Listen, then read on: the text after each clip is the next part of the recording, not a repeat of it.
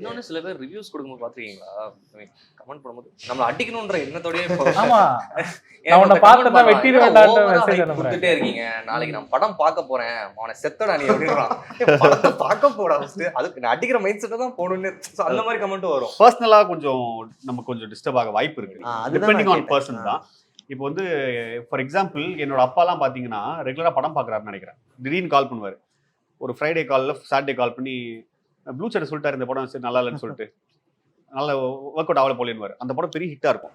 அது வந்து சில பேரை பொறுத்த வரைக்கும் இவங்க சொல்கிறது தான் ரிசல்ட்டுன்னு நினச்சிப்பாங்க. இப்போ எங்கள் அப்பாலாம் அப்படி தான், இதான் ரிசல்ட்டோன்ற மைண்ட் செட்டுக்கு வந்துருவாங்க. அது அவங்கள அந்த படத்துக்கு தடுக்க கூட வாய்ப்பு இருக்குது.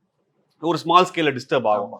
இப்போ அதை வந்து நம்ம நெகட்டிவாக எடுத்துக்க முடியாது. அது வந்து ப்ளூ சட்டை சொல்கிறாருன்னா அது அவரோட பெர்ஸ்பெக்டிவ். அது இப்போ என் படத்துக்கு ஒரு சொன்னா நியாயமா எடுத்துக்கிட்டேன். ஓகே இப்படி ஒருத்தர் சொல்றாரு அப்படின் போது பர்சனலா ரொம்ப பர்சனலா டிஸ்டர்ப் ஆகாம இது தொழிலா சினிமாவை தொழிலா தான் பாக்குறோம். நம்ம இந்த தொழில இந்த தப்பு பண்ணிருக்கோம், அவர் சொல்றது நம்ம நெக்ஸ்ட் டைம் கரெக்ட் பண்ணிக்கணும்னு தோணும். சில பேர் ரொம்ப ஓவரா அடிக்கிறது அந்த மாதிரி இருந்தா கொஞ்சம் மைட் பி ஒவ்வொருத்தவங்களுக்கு பர்சனல் எனக்கு ஆகாது. பர்சனலா எடுத்துக்கிறவங்களுக்கு